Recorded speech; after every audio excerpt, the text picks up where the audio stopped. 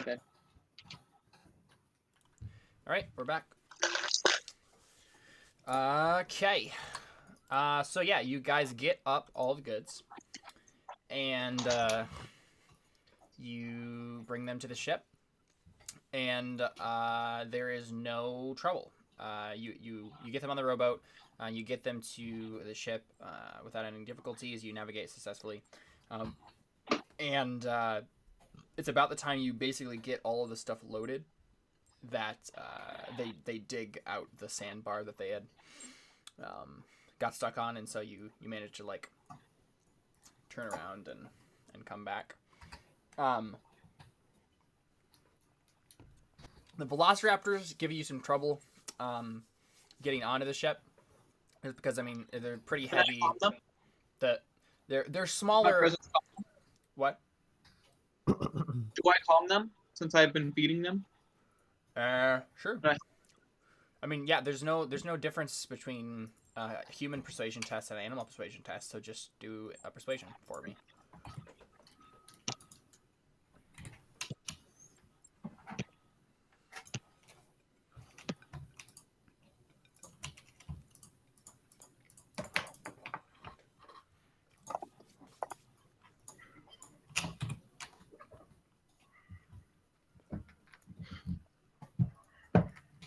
Can I work in soothing, whatever?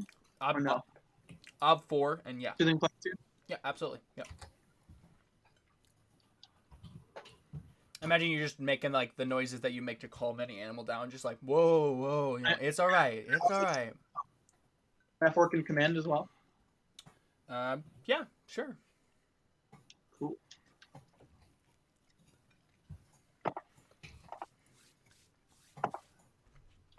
I don't know what the ob is, but The ob was 4, so cool test. that is a yeah. I mean, just roll it again with ob 4 to see what the test will be. I believe it's difficult. Yeah.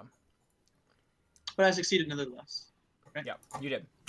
So tell me what that looks like, Connor. When you're using persuasion, soothing platitudes, and command. Like, what does it look like to use all 3 of those within this context? I mean, I start out like commanding them. I mean, like, no, calm yourselves, and then I slowly soothe them with my words and my tone. Okay. He sings a lullaby. Sure that they listen to me. Yeah. Whoa, Blue! I saw that. I saw that, Blue. Oh, let's please make this into Jurassic World. That'd be great. What? No. I'm kidding. Oh Just in that sense, like I really want Winter to have a bunch of raptors. That would be great. Oh. But yeah, so you get those on the ship successfully. You store all the stuff. Do you want to make an appraisal or something similar to that, CAD mail, to kind of like just assess how much worth all this stuff has? Sure.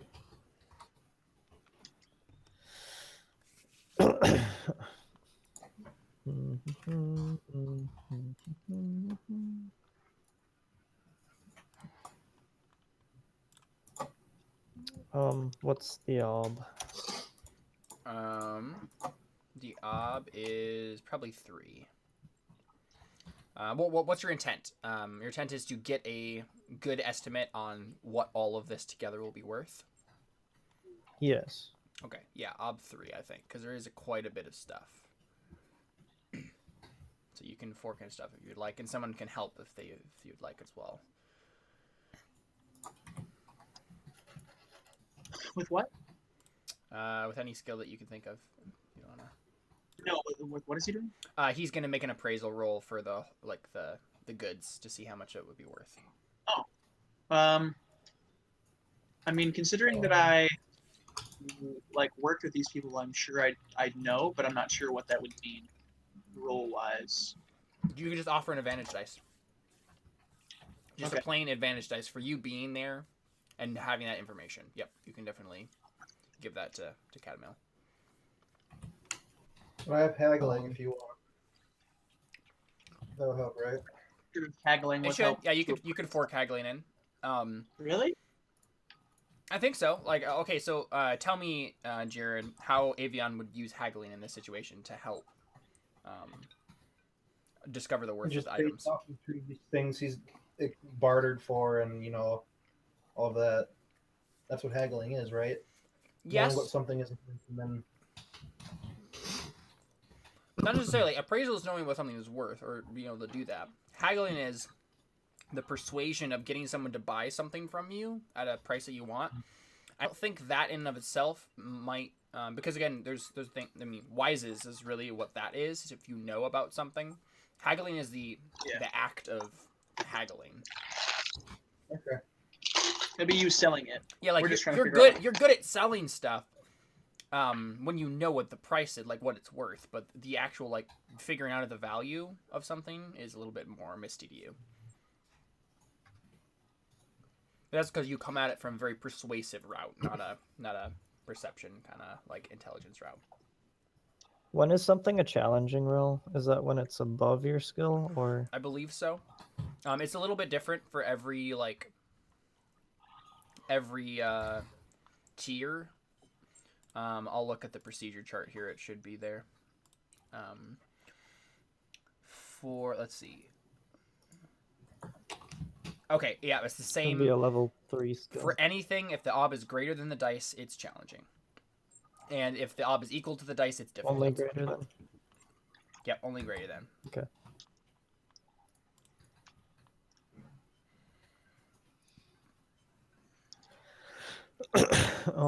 Well, I will. Can I fork merchant wise as far as I'd know what people would pay for it? Absolutely. Read. I'll check in my books for current prices and Sure, things. yeah. And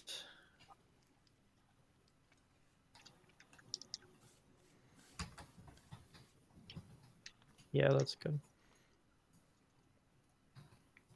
So, did I get anything from anyone else? Or One modifier dice from Winter, not for skill, but just the knowledge of what was there, like what the smugglers were doing with it and all that stuff. The stuff that he knew Can that about be in? the smuggled goods. What, Con? Never mind. oh, can I also use forgery to sniff out fake things? Yeah, absolutely. Let's make that a different test though, right? Like, Well, I figured it would be part What are you of thinking? like fork it into the appraisal as far as okay, yeah, no, yeah, that makes sense. Yeah, checking over all the Yeah, things. yeah. And, yeah.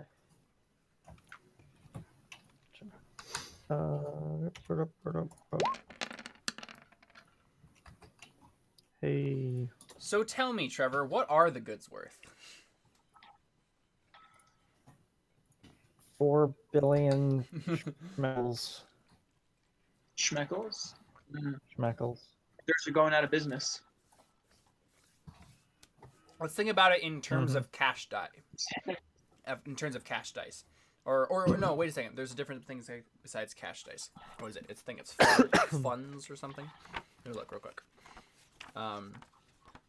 Okay, wait. So if you help someone else with a forked skill, Then you get you to get test. that added on. To the test. Yeah, you get But- to you take the test as if you had tested your skill against that obstacle. Okay, but if you fork a skill into your own, you No, don't no, add not with tests forks. for your No, fork skills. not with forks. But isn't that essentially what helping someone else with your skill No, is? not An exactly. automatic No, because plus this is the one thing. Like you're place for- you're making an appraisal roll, right? Like that's the prime thing that you are doing. Your knowledge and skill in those other areas boost those things, but you are not doing that thing. With the help dice, that they are doing that thing. That's the only thing they're doing, and they're helping with that thing. So forks are not, I am also doing this Okay, thing. but- That would be a linked test. It's just, oh, because I'm good with this thing, this also makes me a little bit better at this thing. That's what forks are. A link test would be I'm doing this to get into the castle, and you're doing that to get into I the castle. guess. I suppose, but from a mechanic standpoint, though, it's still a free dice for. Yeah, no, from a mechanic standpoint, yeah, but that's And then the reason it's that way. It's because forking isn't you're doing that thing. That would be a linked test, and then you would get a test for that. Forked is just I know about this stuff. I'm good with this stuff, so it helps me a little bit in this area. So.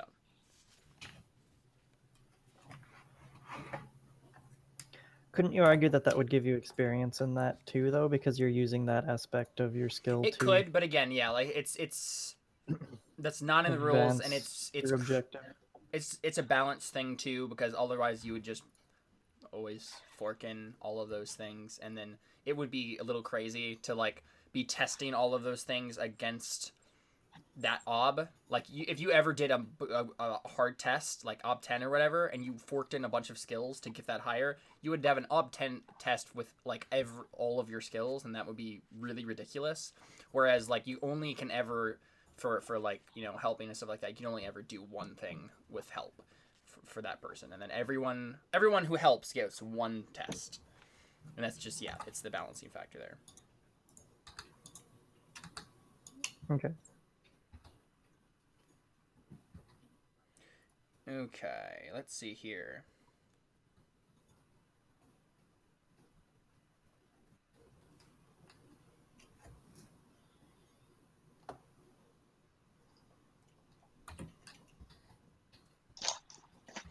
All right, so funds are basically like a large sum of cash, property, valuable antiques, or even bulk quantities of sellable goods.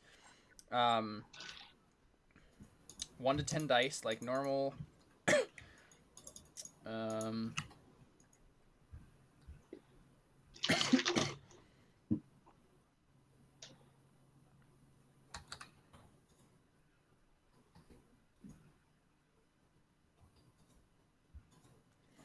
So, while this is going on, I'm gonna schmooze Avion's character. Okay.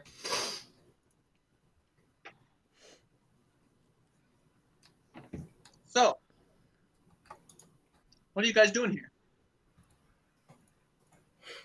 Well, my little dragonborn friend over there is leading an expedition, and I came along to make sure make sure my investments went as planned. Where are you going? The city that we're going to, Lucerta. Lucerta.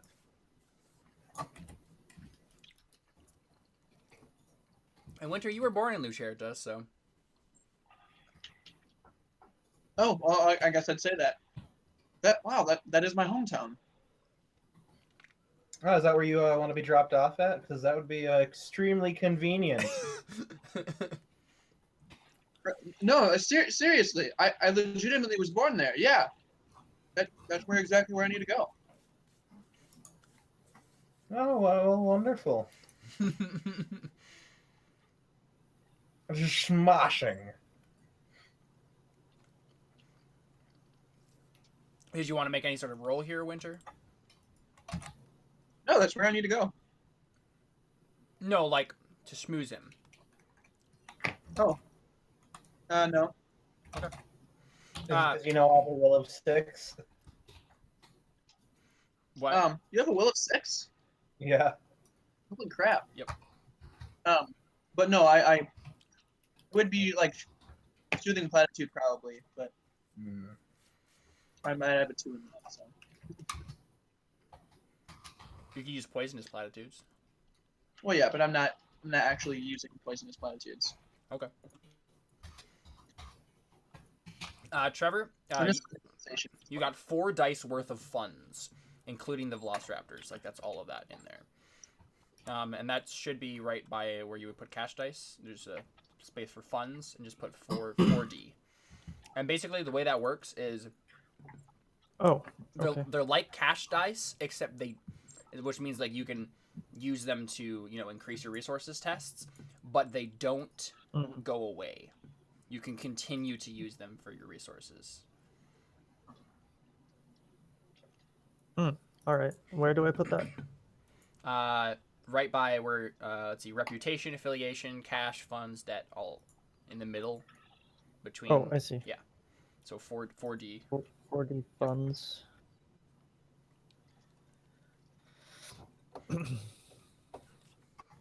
Cool. And they only go away if you like fail a resources test and you need to like, and then you get taxed. Like those go away first. So you're like, oh, I sell off some of this stuff to like help me survive my like failed investment or whatever.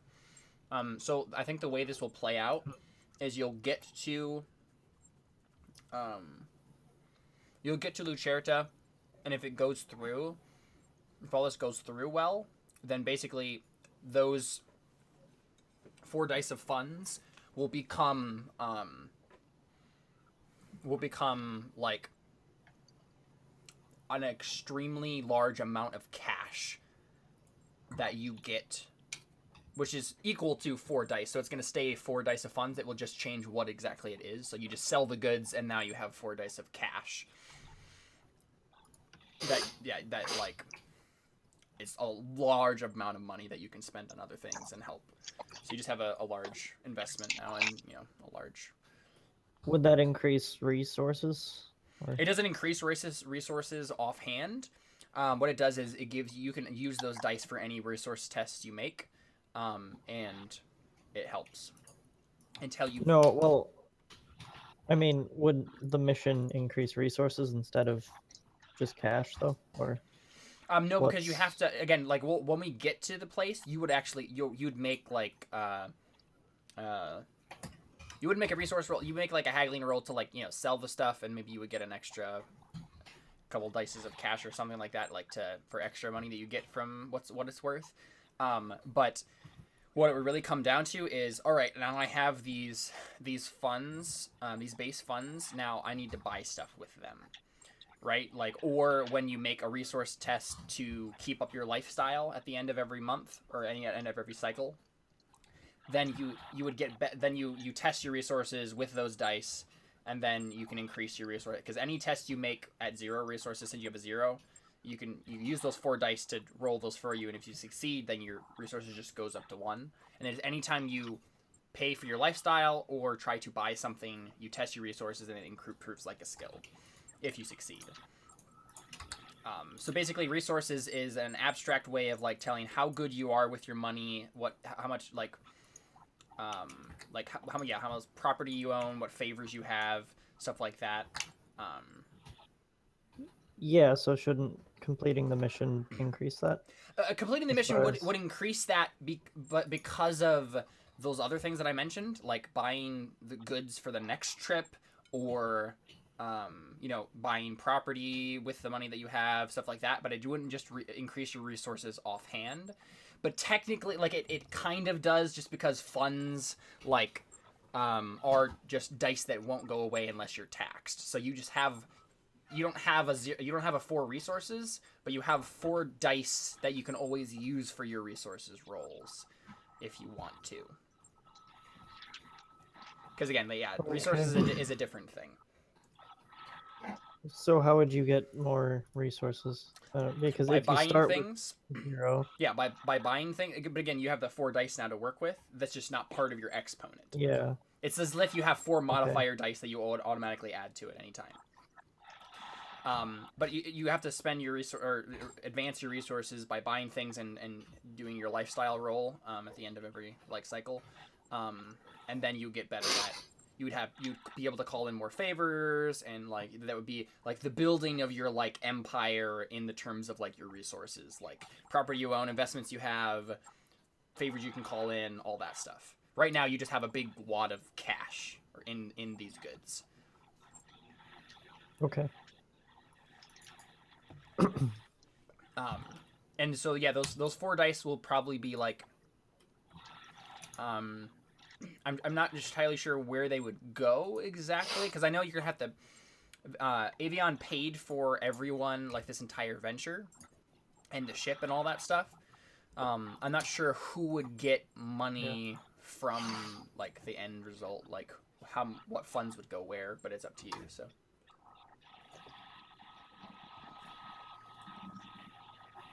I mean, technically, you could like just try to kill everyone and just keep it all for yourself.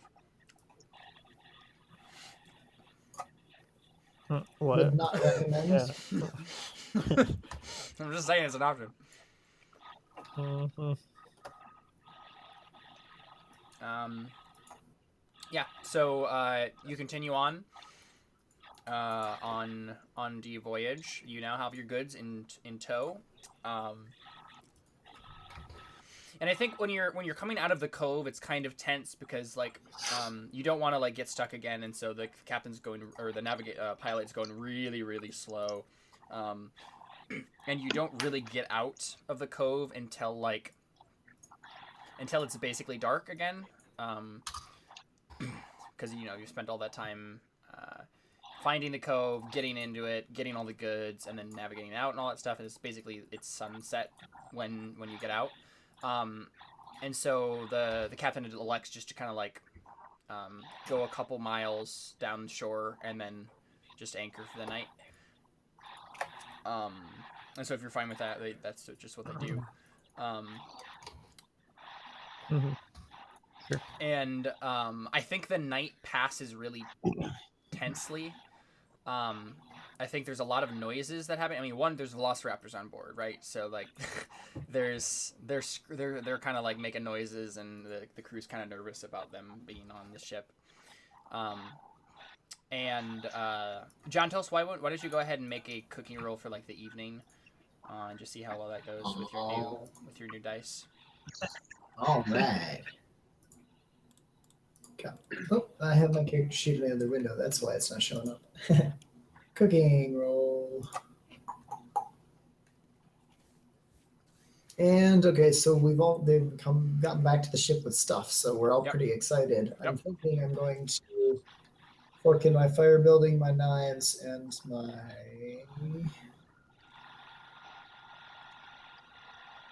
let's see wise.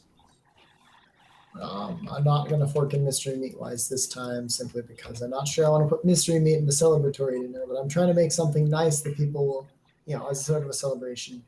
Okay. Let's make that op 3. All right. So it's gonna be a little bit more difficult.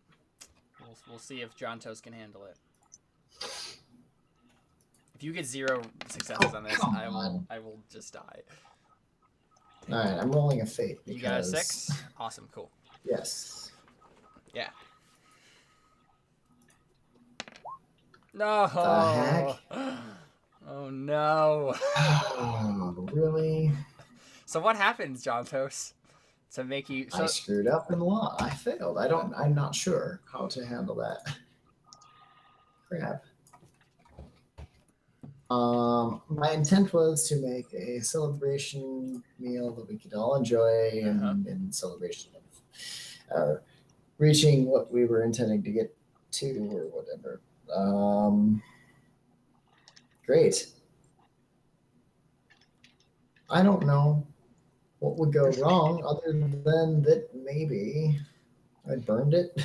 I mean, I don't know. Well, what I think is probably happening is that John Toast gets ahead of himself, right? Like he's like, I know how to do this. Things have been going well. Like, let's just make a really fancy thing. Like, this is gonna be great. Like, I have all these. He starts to actually believe that the problem was Podino. He said the lie so many times that he starts to believe in himself. Okay. Oh, I love that. Yeah, so I think I go for something overly fancy. It's very clear that I tried way too hard. Yeah. It's very clear that I tried to do something far beyond my ability. Yeah, definitely. So I think what happens is like the celebration is very mild. The celebration gets very dampened by the bad meal, and so everybody's happy about the funds and the goods that they just got and how they're gonna make a killing off of it, and then they start digging into the food, and they're immediately disappointed, and then they just kind of like set it aside, and then they're like you see some people started giving you some like dark looks across the deck. Avion, Winter, and Cadmail, how do you react to the bad meal? I just happily scarf it down. I'm still with Avion, so I just kind of ignore it. You just do what Avion does. Yeah. Can I roll steal? No, I think you can just do it. Like, it's bad, but it's not like maggots in the soup bad or anything like that. Like, it's just, it's burnt, you know, it just doesn't taste right. It's like someone tried to make a gourmet meal and like with pasta and all that stuff, and it's just a box of macaroni and cheese that's burnt. So, I feel yeah. Cadmail, how do you respond to the bad meal? So this is your cook hasn't had a good track record so far.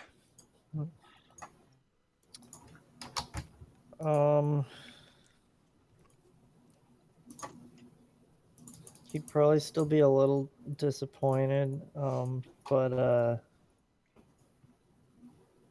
I mean, he's not expecting much from a ship's cook Right. anyway. So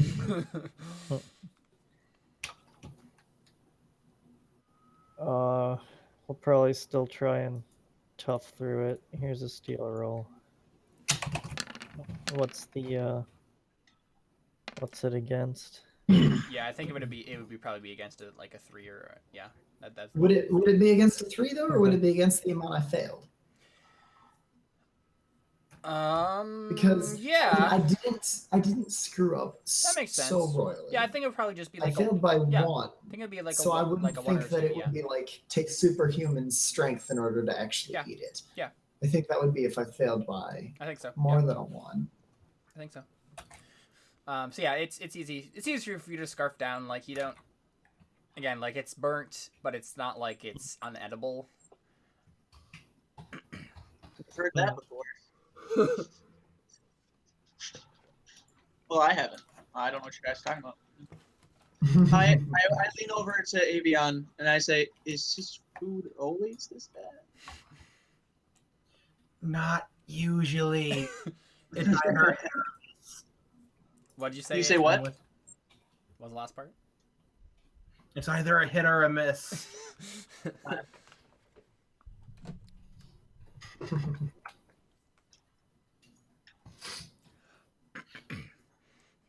All right, cool. So the yeah, I don't think anyone like comes up to you, John Toast, and like tries to like beat you up or whatever. But like there's some dark looks being shared because you earned yourself some grace with that 3 days of like good cooking, but now everybody's like, wait a second, really? Like, come on, thought we were past this. This again? Yeah.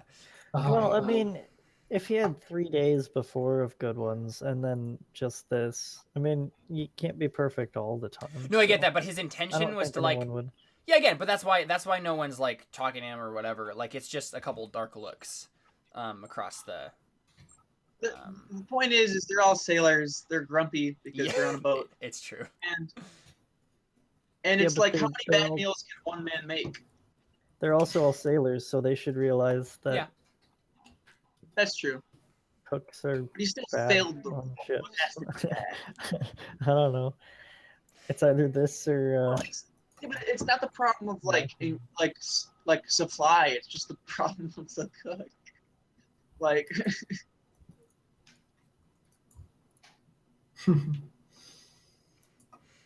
Yeah. So we just the day or the evening passes, and then it is morning again. You guys kind of head off. I think you get a few miles down the coast before observation test time.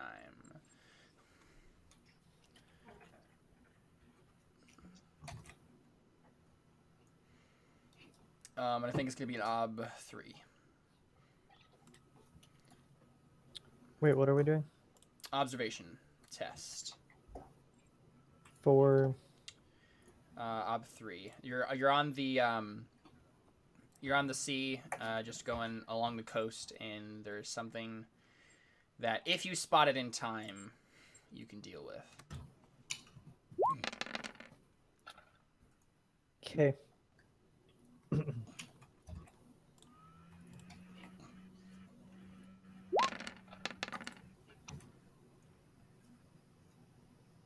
Yeah. So Cadmail spots a ship on the horizon, I think you're the first person to spot it.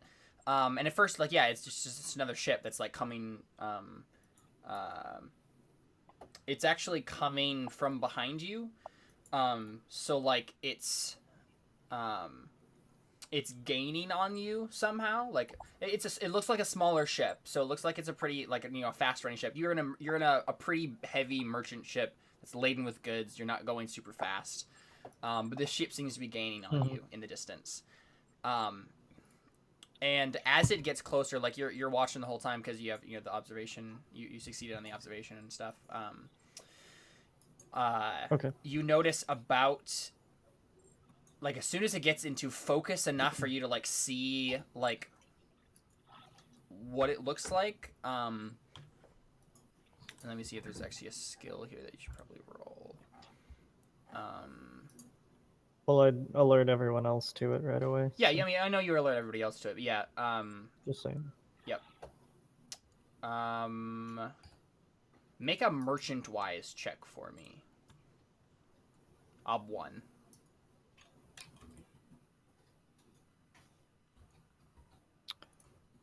Merchant wise. Yeah. Okay.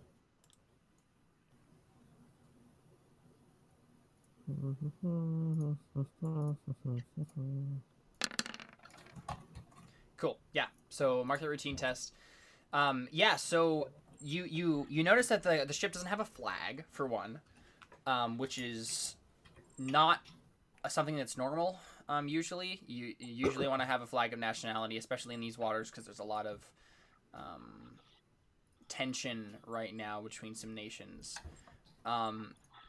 And you also see, and I'm not sure exactly what this be. If you can think of something, then feel free to jump in. But there's some sort of like signifying mark or way that the ship is behaving, or the people on the ship that you can see that gives them away as pirates. Oh dear. I'm not sure exactly what that mark or behavior would be, but you see something that your time as a merchant, oh, those are pirates. This is bad. Well, Okay.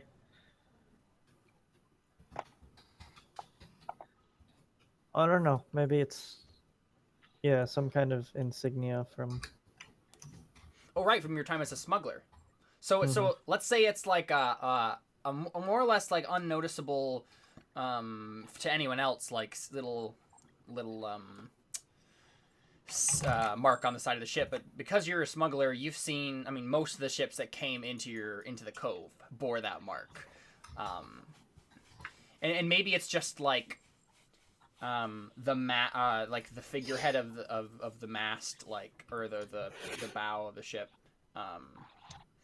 like just has this maybe like piece broken off or something. Yeah, like some little mark that like kind of signifies that this is a ship that has carrying illegal stuff in it, and it's like a mark to other, mostly like a mark to other smugglers and pirates that, hey, don't mess with me. Like let's go rob the other people.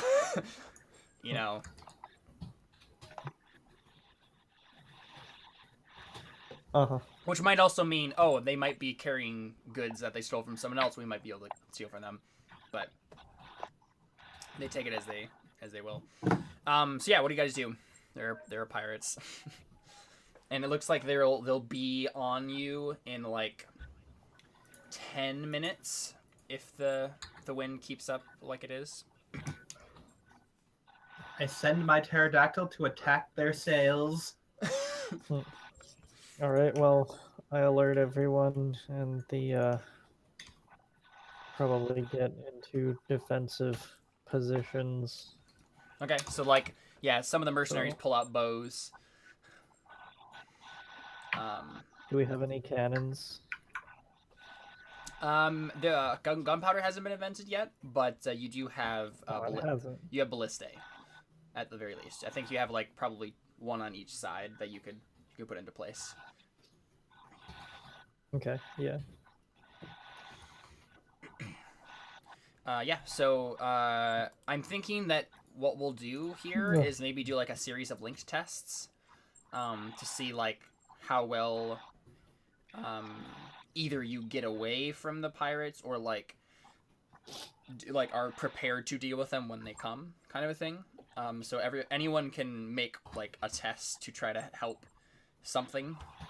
So I'm gonna go ahead and make like I'll have the Okay. captain make a test.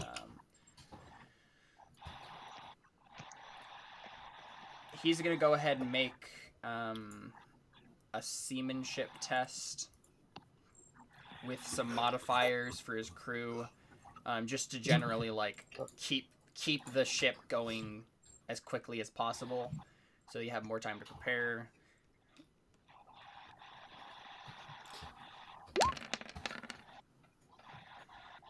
And I think this is going to be against their seamanship roll.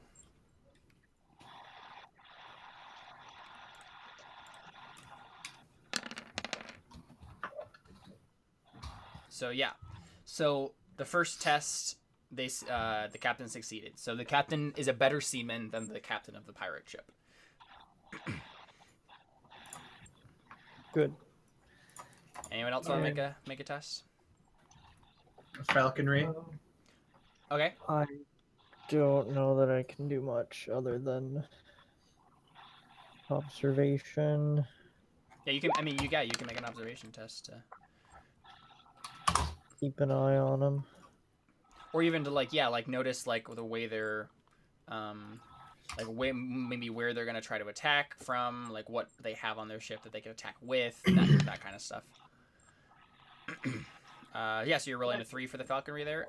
What is your intent, Jared? To have it attack the sails. Make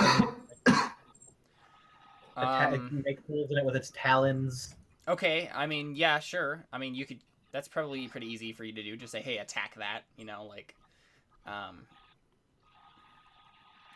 But I mean, this is the part where the pterodactyl gets shot with a crossbow, right? So, yeah, the pirates are gonna shoot him.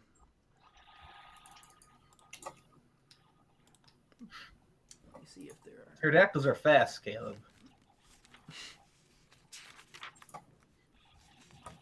Okay, I'm going to use observation to see what I can find for weapons and stuff on my ship. Mm-hmm. What's the Make it a 5. Because I think like it's pretty obvious. Most of the stuff is pretty obvious, but I think there's 1 or 2 things that you might be able to get if you're really good. Well, that's why there's a specific intent. Oh, you're right. Okay, so what is your intent, Cadmail? Because if it's just to find out whatever I can, then it's just a graduated test. So it's just op 1. Well, yeah, I mean, I guess it would be to look closer and see if I can determine weapon positioning and Sure. weapons and what's on there. Got it. So yeah, let's make it an op 5. Because I know you also need tests that aren't below. Can we make it an ob 6 then? Sure. Yeah, we can make it an op 6. Yeah. Hopefully I'll get some 6s here. I don't know, where'd my dice box go? There it is.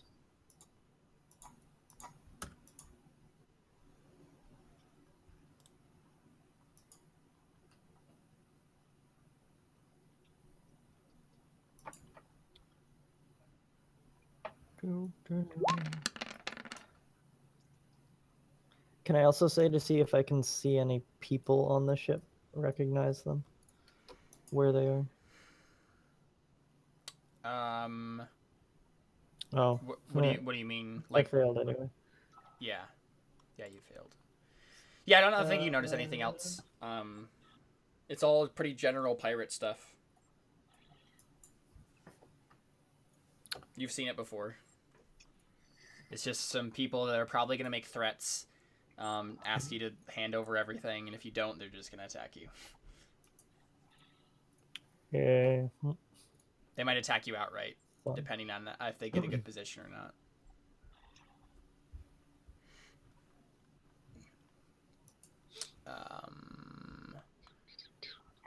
So yeah, I'm gonna go ahead and make a roll here. Ugh.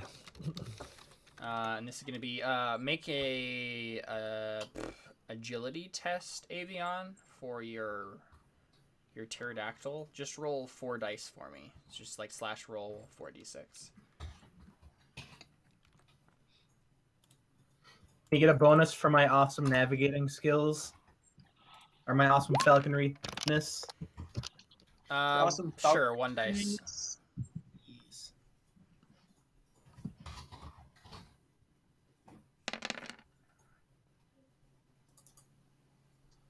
All right, so that's 2 successes. That's enough.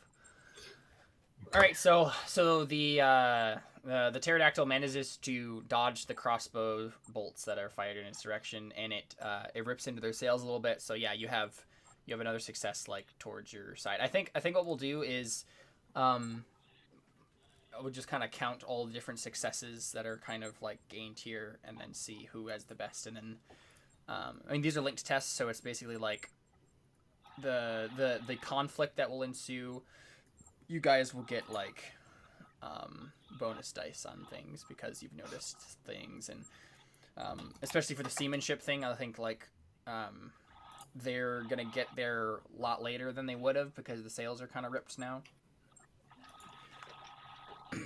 So it's like 15-20 minutes before they close altogether, but they do close. And unless anyone else has any last thing they want to do, the pirates are like I'd in like range. to try to be helpful.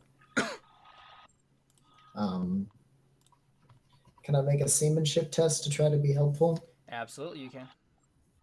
And then Forkin Sea-wise, What could this have happened with Podino on board? knots, Sea-wise, knots, and what was the one I Yeah, Sea-wise and knots. I'm not sure where I got that better. Fork. And then what's my Let's make it an 2. plus something extra because my leg?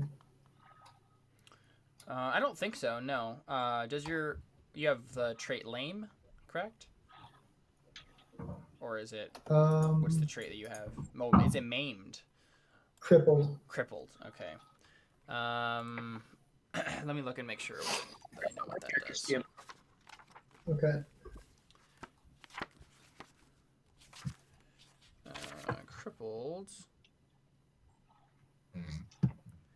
Nope. It's just a stat thing. So you chose a stat that can't start higher than exponent 3 and it is capped at exponent 4. And I think that was speed for you, wasn't it? Yeah. Yeah. So that's all it does. You just can't have a higher speed than that. Okay. So yeah. Okay. Cool. All right. Cool.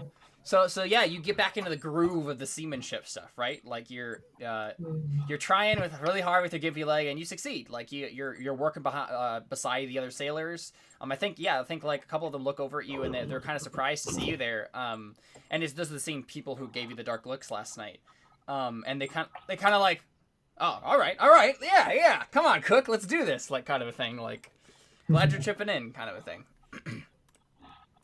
And so yeah, you're doing that. And yeah, so they close. I think you have a moment in which you could probably call over to them and try to negotiate something, or talk to them, or do something else to stall them. If anyone wants to do that. I have extortion. You want to try to extort the pirates? I mean, I don't think I can use bureaucracy against them. Wait, what are we doing? Are they boarding or what? No. So there's a moment like right before they kind of get into range that you could probably call over to them and try to like talk to them.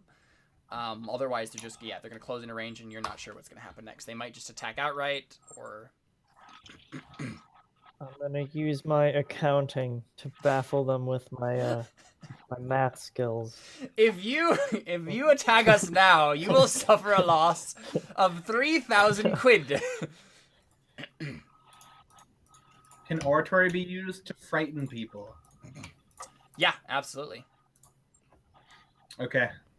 It's to sway a crowd, right? Like, yeah, that's the definition of oratory. So you could legitimately just oratory the pirates and say, "Leave now!" You know, like, And never come "Flee, back. flee for your lives." I'll use Lawwise to tell them exactly what laws they're breaking. So I quote yeah, so like who's the actually entire doing what? scene from Lord of the Rings where King Theoden men. Oh, so you're gonna use an oratory on your people.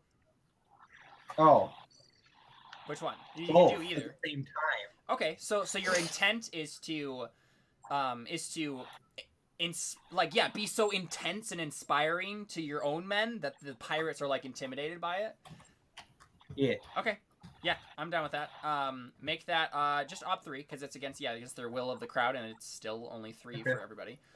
The common. Connor, do you wanna add something to that? Do you wanna fork, buddy? For oratory, You can help with any skill, Connor. Intimidation, No, with any falsehood. persuasion. How are you helping with persuasion? That's a good question. Because usually persuasion is a one-on-one thing. You could probably finagle it to do that, but like you have to.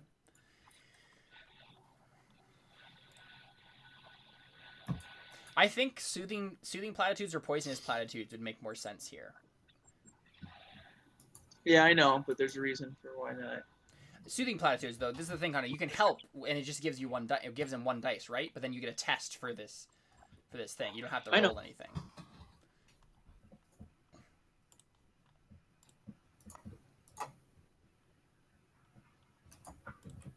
No, he's gonna go with persuasion.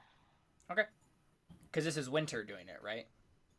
Mm-hmm. Yeah, as I figured.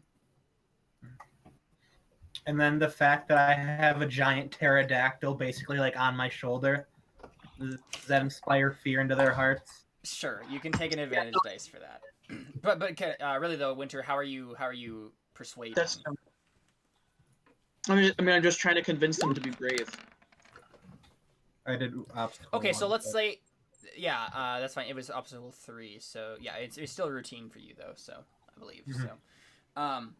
Yeah, I mean, I think what happens is, Avon, you're doing the whole, the Theoden speech, right? Like, you're like, today is a red day!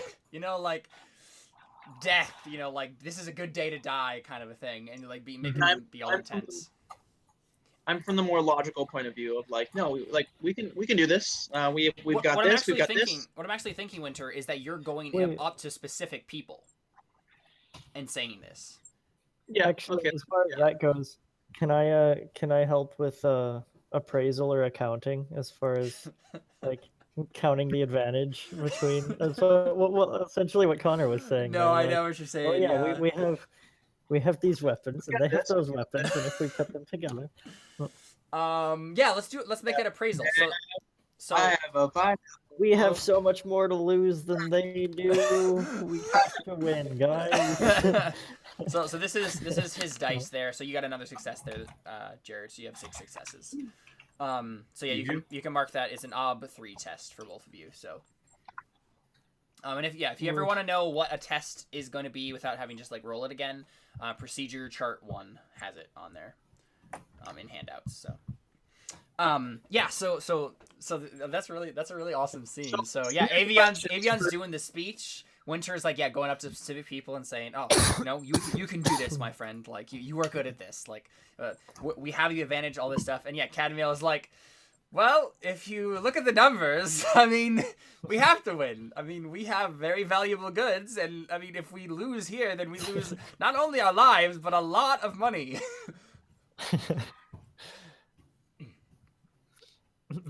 What were you gonna say, Connor? I don't remember.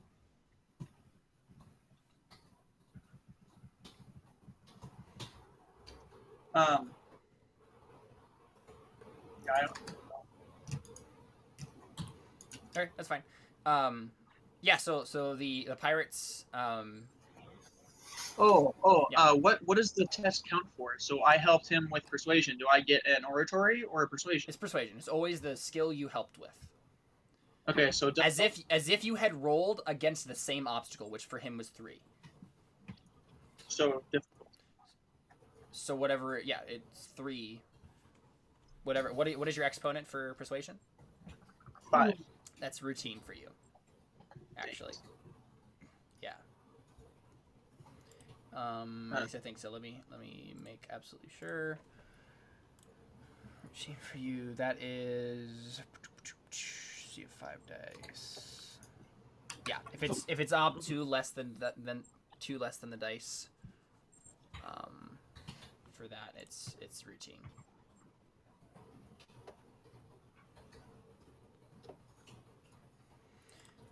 So now can I use this as a linked test for extort to get stuff out of it? What do you wanna try to like? What do you mean by that? Like, because again, like you have to have some sort of leverage over them. There's not a whole lot of leverage you have. Like, they're about to attack you.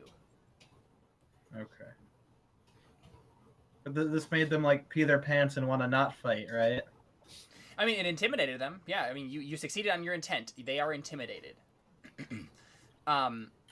If your intent had been to make them pee their pants and run away, that would have been a much higher oratory roll. What would it have been? Higher than 6, which is what you got. 74. Would it be 7? More or less, yeah. 74. No, you can't change the intent now. No, that was the intent. Yeah. So what happens is, I think because of all the things that you guys have succeeded on, I think they hesitate, right? Like they're getting upside you, and where normally they would just probably like outright attack. I think the captain, like whoever's he looks like he's in charge. He comes like to the middle of the deck, and he just kind of like they're making pace with you now, like right behind you, like just enough so you guys can't really fire on each other. And just far enough back that like it would be kind of inconvenient to try to fire at each other. But he yells across the distance, and he says, "Give us all your gold, and we will let you live." Give us all your gold, and we'll let you live. Do you actually say that, Winter? Yep. Poison. Well, just wait. Like we're not gonna roll dice yet. Let's just play the scene out a little bit and see what happens. Okay. Yeah. Who else? I mean, no, he doesn't respond to that. That's why I want to roll. Does anyone else say something in the immediate? Well, we're worth much more alive anyway, so if you want to maximize your profits, you should keep us alive and take us as slaves. I think Talia gives you a death glare. I probably muttered that under my breath or something. Yeah, but I think Talia's next to you, and she slaps you, just like, what are you? And I think one of the mercenaries is next to you, and he kind of looks to you like distraught, like what?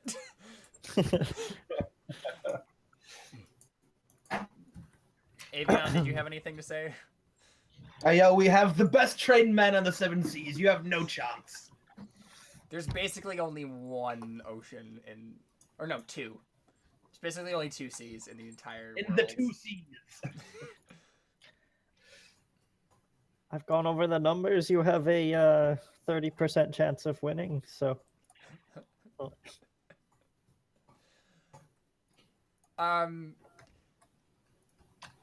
Yeah, so what I really what I think I want to do here, I think I want to do a Duel of Wits. Right? Like I think there's definitely a chance here that you guys can just persuade the pirate to just leave. But I think it's going to take a little bit of work. Are you guys okay with negotiating or engaging with the Duel of Wits mechanics? Sure. Okay, so the way the Duel of Wits works right off the bat is the pirate basically, or me as a GM through the pirate, is basically saying, all right, I am offering you a Duel of Wits. At this point, you can accept the Duel of Wits, or you can walk away. Obviously, you can't walk away in the sense that you just walk off the ship or whatever. But basically, you can refuse to negotiate, and basically just let whatever happens happens. But I'm assuming that we all agree to the Duel of Wits. Yeah, sure. Yeah. Okay. So, first thing we got to do is, and I'll go ahead and pull my book out here. We got to decide on terms. So Duel of Wits is a little bit metagamey, as because it's playing out social combat here. First, we have the statement of purpose. So, each side clearly and succinctly states its case. Basically, each player believes or describes his point and why he is right. State your case in an orderly fashion. Blah blah blah blah blah. You agree to terms. So basically, yeah, your points is we have the better stuff, and you will lose if you attack us. And the other side is basically the same thing. So that's kind of like the point back and forth here. So now we have to agree to terms. So I'm usually willing to just kind of agree to the terms here, but this is basically a metagame thing. So it's basically, if you guys win, what do you want the pirates to do? Give us all their gold and leave. Not, well, No? essentially just leave us alone. Yes. Leave you alone? Okay. And I think this is the thing, like if you Can I do my own Duel of Wits then? no. He just wants gold. And I'm thinking, so usually this is against like one main person, and then the other people are helping. Who is like the main negotiator in this situation? Avion. Avion? Sure. Okay. I just like to keep in mind the main skills that you use for this is interrogation, oratory, persuasion, poisonous platitudes, or rhetoric, and those are you should have one of those skills. So you could use oratory in this occasion, Jared. So we as roll your main for it one. as the links test? No, basically what this is you're going to be doing. This is going to go down in volleys.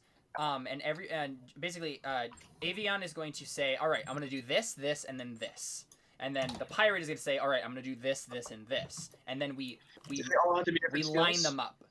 Yeah, so basically, like, there's different things that you do, and again, there's a Duel of Wits handout in the handout section, so you can take a look at that, and it's pretty succinct and it explains stuff. But I'll go through this as we go. And the more we do Duel of Wits, the quicker this will get. But it's a really cool mechanic, and it should be really cool to engage with it. But I think the pirate, his terms are that you surrender your stuff. Right? Like, you surrender your stuff to him and let him take your stuff. And Do you my agree turn. to these terms?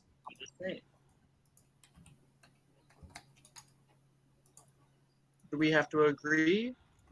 Yes. Each player has to agree to the terms. Oh, Let me look here though.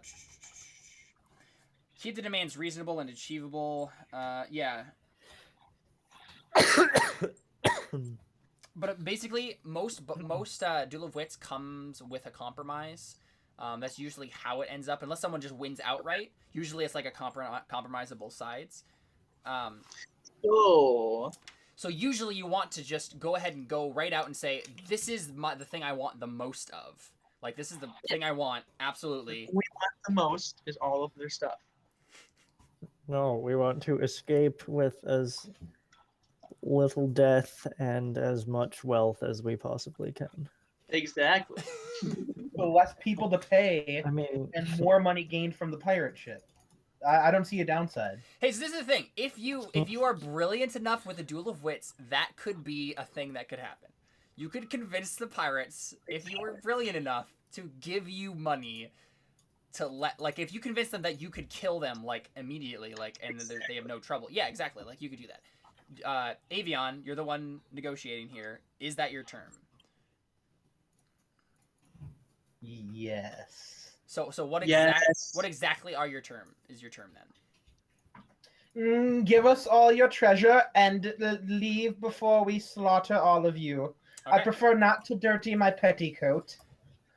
Okay, and yeah, and his counter term is, if I win, and this is all metagame, but If he wins, then you surrender your stuff to him, and then he just leaves, and no one gets hurt, kind of a thing. So now we go ahead and do the body of argument. So you add any successes from this initial skill test to the character's will exponent. So you have a will exponent of 6, Avion. So this is pretty good for you. Alright. And I'm gonna go ahead and open up his stuff here. Do they have ballistae? Ballistas? Yes, they have 2. They have 2. Darn.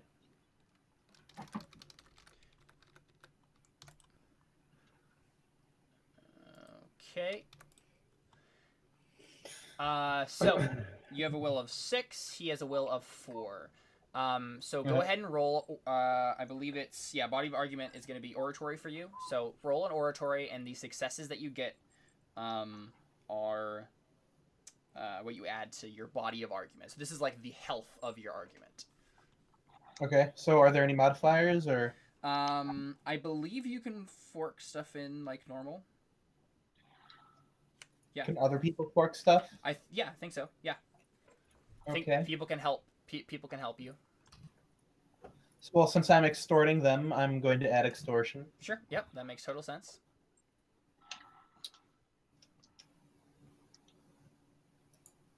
And as we're debating, I'm giving orders to the men to rotate the second ballistae to face the ship so I can fork in estate management. Nope. That Darn. is not what that is whatsoever. That is the most Tried. outlandish lobby for a fork that I've ever heard so far. Okay, I'll haggling too. Okay, yeah, that makes total sense. So go ahead and roll those. Give us all of your You guys gonna give me forks? Can I fork What's forks? accounting again, or help him with accounting with the breakdown of the situation in terms of supplies and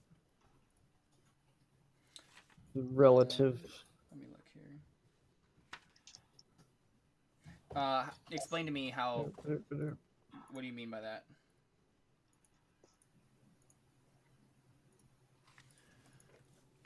Are you explaining to the pirates like the all the accounting details? Well, I guess I figured it would be more like I'll advise Avion as far as this is the advantage and stuff, or this is we have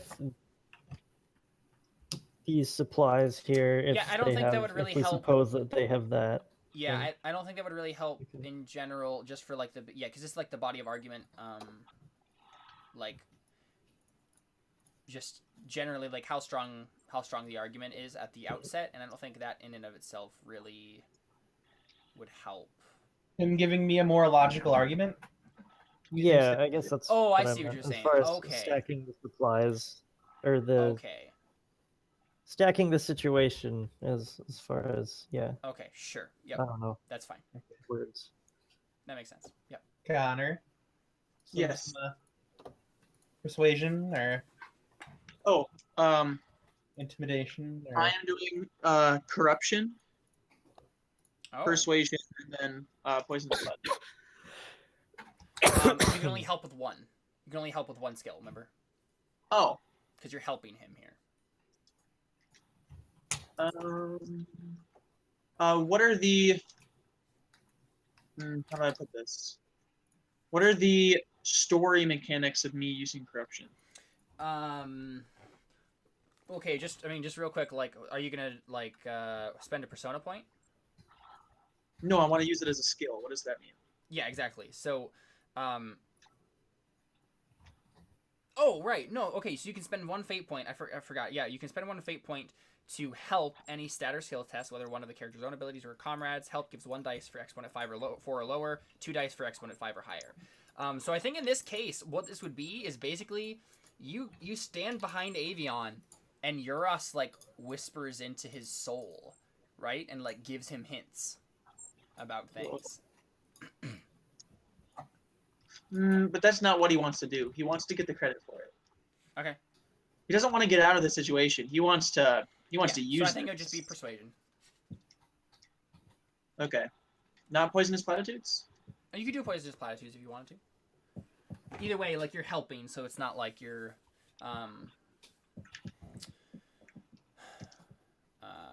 It's not like you're giving more dice. If you had 7 in poisonous platitudes, then you could add 2 dice to this roll. But helping is just 1. Oh, okay. All right. So what would be the point of corruption again? What would be the story reason for me using corruption? Like, what would that be? Yeah, literally, it's just like having the demon step in and help you with things. Okay. So that means I turn the character sheet over to him? That's what I'm confused. Like, I'm just been going back and forth between the roles of what he's like, all right, you do this, I'll, you know, right, and then I'll do this. Now I get that. Yeah, basically what corruption is it's Winter in charge of his own body, calling on the power of Ures, but not giving complete control of his body to Ures. So basically, it's like he's trying to straddle the line. That makes sense.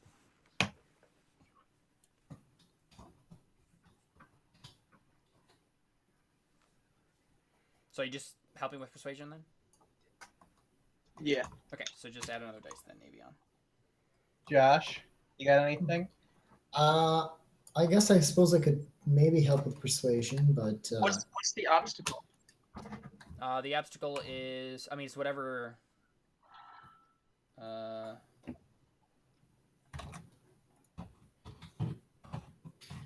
I think it's probably like, I don't know, like, because again, this is just a test to add successes to.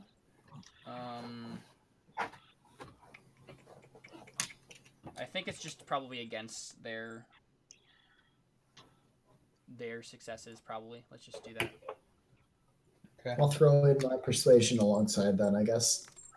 Does my wife have intimidate? Let me look. I don't think so. Oh, yes, she does. Yep, she could help with intimidation. Okay.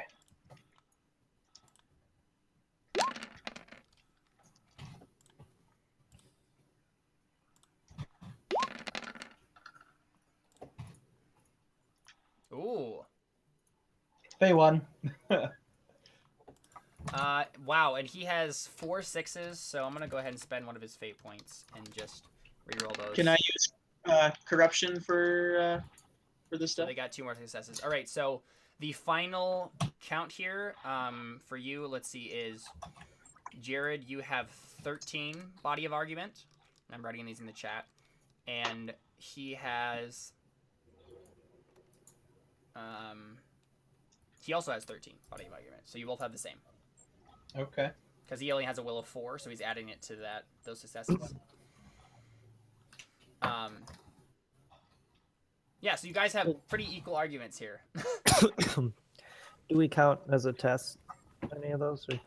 I actually don't think so. Like, for Duel of Wits, really what it is not for the body of argument, I don't think, at the beginning, because, yeah, it's just a setup for how many successes you get. It's probably just basically a graduated test. The rest of the skill tests and help that happens with these regular actions, there's specific skills you're rolling it against and like exponents you're rolling it against, and so yeah, you would count those. But because this is an exchange, this is like a Duel of Wits. It's also the same in fight and range of cover. You don't take, if you roll the same skill multiple times in this exchange, you only take one of the tests. Prefer like whatever one you choose. Like usually it's the highest, but you know. You could, if you need a routine or whatever, you can choose that one instead. Okay. Because we're breaking apart what would usually be one roll into multiple rolls. Okay. So could I add a corruption point? What? For if I spent a fate point? If I spent a fate point, can I add some sort of corruption thing? I mean, you could have earlier, but you didn't. I can't do it after the fact? No. Oh. Okay. Okay, so the duel. So basically, how this works is if you look in the Then to reroll the sixes after the fact if I can't do the same for the no, because you were replacing it, Connor. You're rolling corruption in place of or offering help or whatever in place of that. You're spending a fate point to do that, but that has to happen because you're offering help to someone on the roll. You can't offer help to someone unless it's before the roll happens.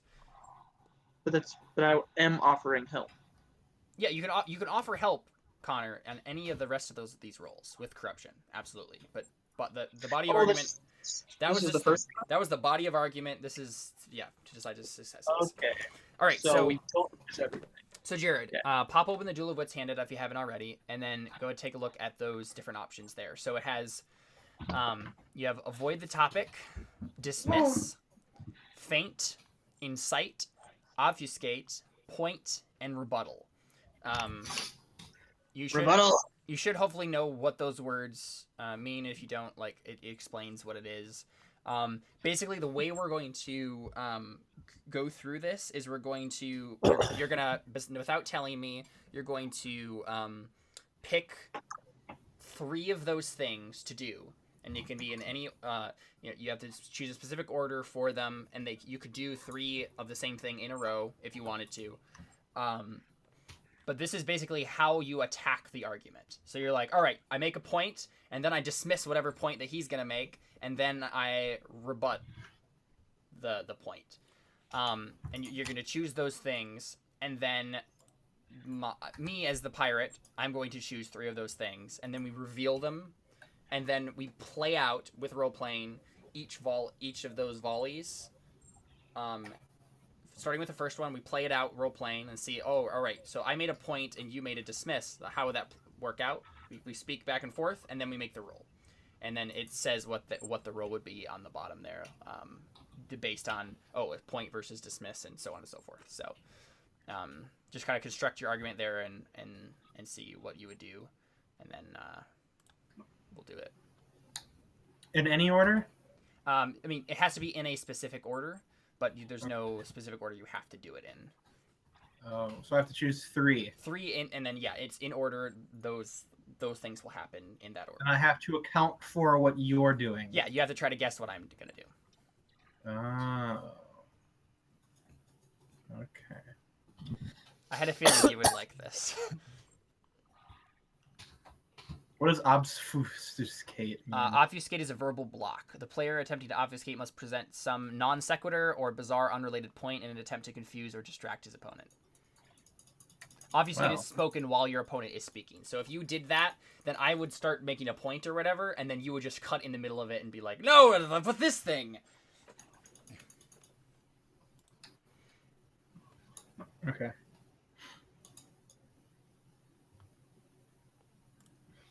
So let's go ahead and write these in chat while you're constructing them, and then when we figure that out, then we'll both press enter on it, and then see what it is.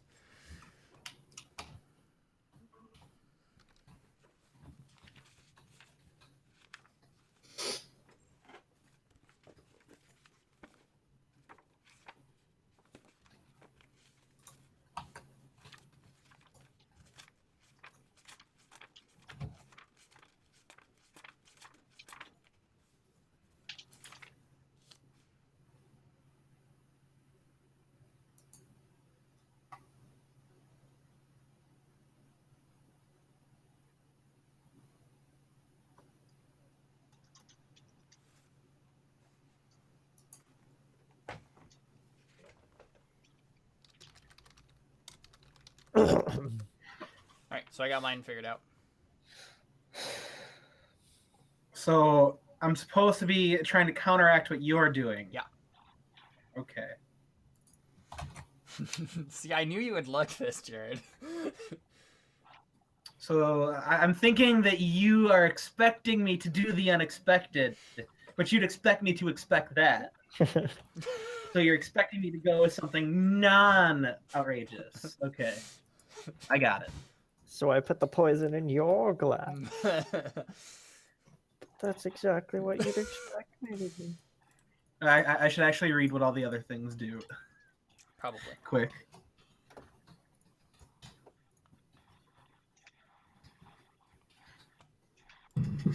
So I'm guessing I don't have to worry about magic.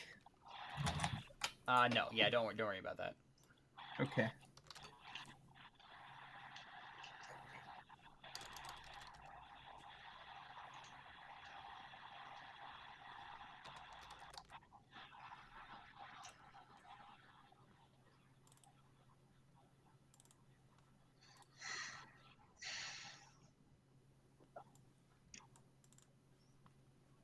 Okay. Whatever. Are you ready? Yep. 1, Okay. 2, 3. Ah, nice. So you both went with the aggressive tactic. Yeah. Okay. So the way this is gonna work. So the first, let's see, point versus point is just a standard test. So you test the ability listed with the action at the obstacle indicated. So let's see here. Point. Let's see. Point action is the main attack of the verbal duelist. Hammer away using your statement of purpose and related points. In a standard test, subtract your point successes from your opponent's body of argument. In a versus test, subtract the margin of success from your... Okay, so basically we're going to both make points in role playing. We're going to role play this out and just say, all right, I make a point and then you're going to make a point. Either way. And then we roll our main skill. So keep in mind you have to use either interrogation, oratory, persuasion, poisonous platitudes, or rhetoric on that roll. Then so you roll that, and then again people can offer help. So if any of your other characters, guys, are offering like points, counterpoints, like help during this stuff, just chime in as we're role playing this out, and then you can offer help with those things as we go. And then we roll the final thing, and then we'll decrease that from the body of argument because neither of us, we're not going against each other. We're just going against our arguments. So yeah, I think he opens off with, I obviously have the better weapons, and you, what, a merchant ship, a fat merchant ship, ripe for the picking. If you let me come aboard your ship and take your goods, then no one will be hurt. You do realize that we are pirates. We've been doing this a long time. We know how to get our way with violence.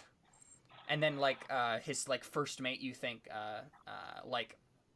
offers as a second point. He's like, yeah, and you see Jenin over here, Jenin, yeah, look at how tough he is. And then the captain is like, what do you mean? What? Look at how tough he is. I mean, we're all tough. I mean, look at us. We're all tough. Ah, and then they all kind of grunt. What? This is You're ridiculous. not college I know. educated, Connor. Okay, so then I make a point. Yeah, I mean, we're role playing this out. What would you say to that? Do they actually have better weapons than us? Yeah, well, yeah. I mean, they have. I think they have not necessarily better weapons, but more weapons. Everyone on the pirate ship is armed, and you only have the mercenaries that are armed on this ship. Gotcha. You may have quantity, but we have quality. We have the best marines money can buy. You just so happen to attack the most well-funded expedition of this age. Grand Avion Volus, the richest, most amazing man there is. He is the grand. We've accounted for everything already. You basically should just give up and give us your money. Anyone else want to offer points there? Wait, one thing. Did we not fire ballistas as they were approaching at all? No. I mean, you had the opportunity to.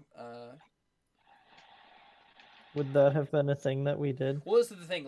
It's you would have had it set on the side. There's not really a good place to shoot from the bow or the stern, back, just straight back, because you have the mast in the way and on other things. So unless you wanted to again just quarter and face straight at them, which would have would have stopped. I just assumed that you guys were chasing they were chasing you all the way up to this point. So Okay. yeah. Anyone else want to offer anything else in there for help dice? Um.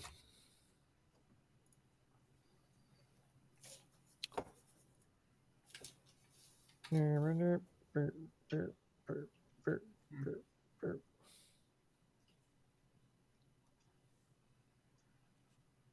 think Jontos would probably want to chime in somehow.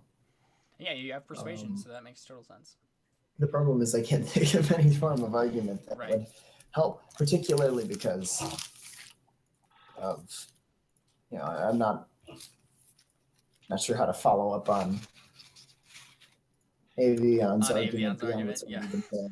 Again, like if you don't think your characters would say anything, then just don't. And we'll just have Avion make his space oratory.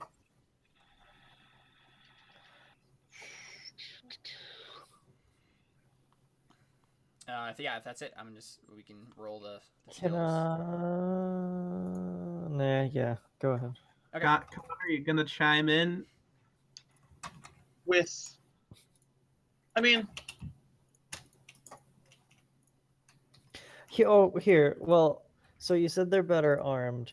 They're probably not as good of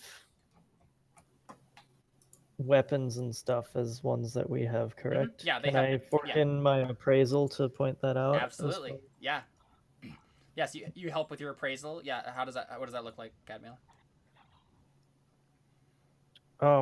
Probably just point out some of their. You see, your swords. I mean, half of your swords aren't even sharp, and they look like they're third-rate steel from a. I don't know what's. I don't know anything about sword making, but point out how cruddy they're. Yeah. They look like Weapons are. third-rate steel from the shoddiest blacksmith I've ever heard of. Yeah, and I think a couple of them kind of look at their swords a little bit, and they're like, no, you don't know what you're talking about. They kind of yell back. One of them brushes rust off his sword. Yeah, one of them kind of like. Other one digs in his pocket for his whetstone. Don't listen to them, Sally. One of The them. hilt just falls off of one. John Yeah. Chester Winter, nothing else, or? do you honestly think that you can take on the great Avion and his ship? What's it called again? The three-legged dactyl. The three-legged dactyl? This is the stuff of legend. How dare you? Pitiful miscreants. Kill yourselves. Go drown yourselves. I'm guessing that Yeah. was poisonous platitudes. No, it's persuasion. Oh, okay. You seriously trying to persuade them to drown themselves? Well, okay, I say it nicerly, more nice. Nicerly. Yeah, nicerly. Nicer than that. Yeah, Kill yourself, noob. yeah. No, GTFO. I truly believe that Caleb, the best why course do of you action not right now is for you to give all of your stuff to us, and promise your servitude and loyalty. I think that is the best course of action, and it is in your best interest at this point in time. Okay. All right, so that's. It would be an honor for you to serve the great Avion. Think of the riches and the glory that you could get. So I mean, I think that's actually. I think most of that, Connor, was soothing platitudes. Oh, okay. Right, like he was just talking up Avion the whole time. Well, but he was persuading them that. Oh, right, that's true. You're probably Because you're probably he's doing the soothing best. platitudes to Avion, but that wouldn't affect the pirates. It's the persuasion that's affecting the pirates. Okay, I get you. Yeah, so go ahead and roll your oratory, Avion, with 2 helping dice. Oh, okay. And he's gonna roll as well.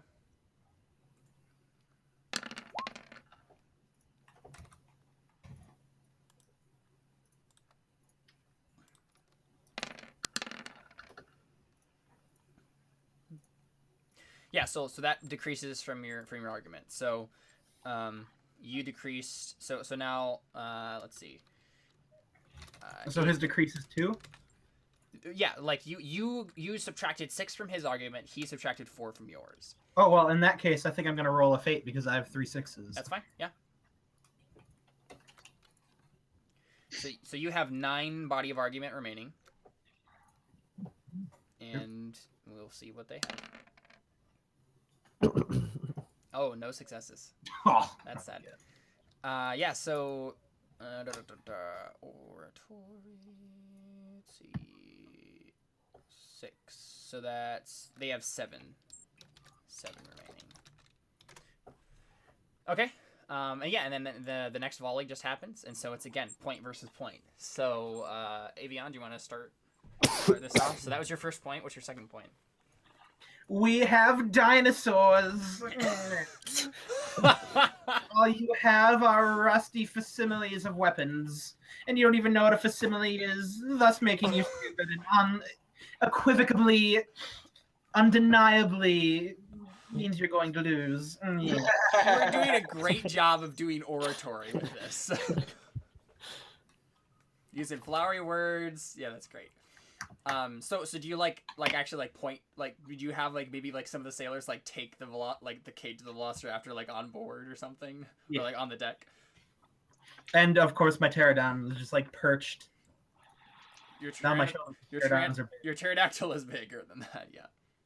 Yeah, he's on the mast and he's just yeah, so he's we have dinosaurs. Okay, I mean that's so you just we have dinosaurs. Drop the mic. That's great. Yeah, and I think he gets a little taken aback by that, and he kind of just looks back and he says, "Will we have magic?" And then a guy steps out, has a cloth tied around his eyes, as if he's blind. And yeah, he the guy who's has the cloth tied around his eyes, he does some sort of weird hand gestures in the air, tries to look intimidating, and then he conjures up a little bit of flame. Or no, he doesn't conjure it up. There's he one of the pirates lights a torch, and then the guy drags it off of the torch, the flame, and then just starts dancing it around his fingers. And you see that some of the mercenaries and the sailors on your ship kind of get a little uneasy at that. They're like, "Oh, I didn't know they have a magic user." So let's go ahead and roll our stuff in response, unless anyone wants to. Yes, the magic user with the stopping power of a torch. Yes. Do you just kind of mutter that under your breath as? No, I yell that out loud. I'm just Okay. Anyone gonna chime? I don't know that I can chime much. So this is his roll for body of argument. I definitely need chimes. Chimes, Connor. What? Chime in. Oh, with an actual roll or just say something? Yeah. So I can add a modifier. I mean, I do have persuasion trained, but Again, it just gives 1 dice, right? There's not, and you get a test with it. Mm-hmm. Corruption then, and I'll give you. What does persona do again for corruption? Persona for corruption.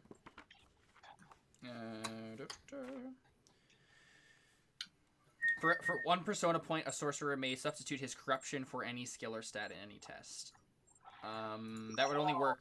Yeah, you don't want to do that here. Actually, no, you could. Because his base oratory is 4. So you could just give him, that would be he's using your 5 instead. But it would actually be more helpful, to just spend the fate. Just spend a bit. Yeah. Let's do that. Because you get 2 dice to that. All right, and I'll roll corruption or no?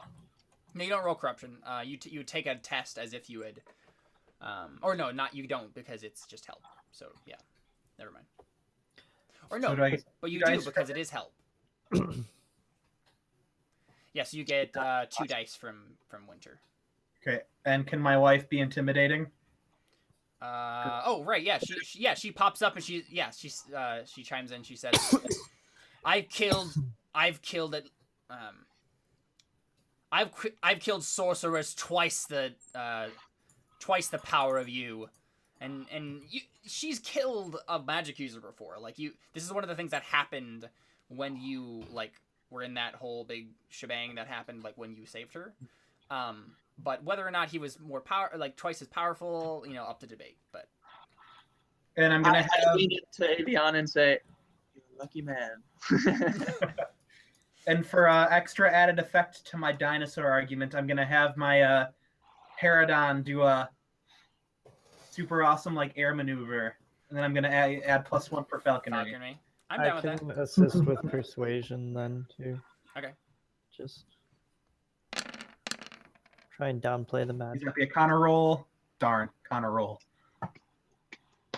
What? Yeah. So should we be marking these tests? Yes, but I'm not actually sure what you marked them against. I'll look this up later and make sure, but I'm pretty sure like you just say, all right, like against what their successes were. So it's, Okay, it's, so- or rather the successes that they The rolled. dice So against what they rolled. yes, so it's 5 successes. So Oh, okay. yeah, so be against op 5 for this. Nice. But wait, so am I supposed to roll something? No, you're I'm not supposed to roll confused. something. No, So what do we get for a test. what? No. But like, what's our role? Is it just Avion's role versus their role? Yeah, so I'm not entirely sure how that works, and I'll look it up beforehand. But just for now, we're just going to assume that it's an ob, like as if you had taken a test ob with the ob equal to their successes. Okay, so what is it then? Ob 5 for you. Oh, yeah. And the one before that was ob 4. So I get a difficult one For for persuasion. Is that for what's going on? persuasion. Yes, I mean you helped with corruption So- this time. The last one was 4. That would actually give me a challenge in those. So do I gain a point then in persuasion? What do you have? My persuasion is 1, so if it's a...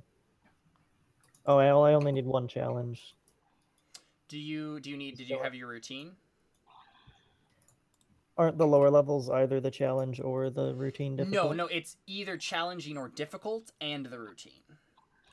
So it's one of those requirements for difficult or challenging, and then whatever the routine says. So yeah, you still need 1 routine for persuasion. Oh, okay. Gotcha.